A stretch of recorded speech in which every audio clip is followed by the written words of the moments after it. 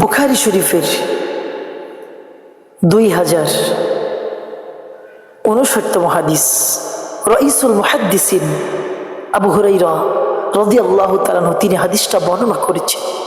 তিনি বলেন, নবীজি বলেছেন, এমন একটা যুগ আসবে, এমন একটা সময় আসবে, যেই সময়ে মানুষ কোনো পরোয়া করবে না। কিভাবে সে উপার্জন করলো, হালাল হিসেবে নাকি হারাম হিসেবে, কোনো পরোয়া মানুষ করবে না ওই দিন। প্রিয় ভাইরা, উপার্জন করার জন্য ব্যস্ত থাকবে। সেই যুগে আমরা চলে এসেছি। হালাল হারাম না মেনে আমরা চলেছি শুধু উপার্জন করার জন্য। কি হবে এই হারাম দিয়ে যদি হালাল রুজি আমরা অন্বেষণ না করি? কোনো লাভ হবে না, আমাদেরকে একদিন চলে যেতে হবে। প্রিয় ভাইরা, এই জন্য আসুন সময় থাকতে আমরা সতর্ক হই।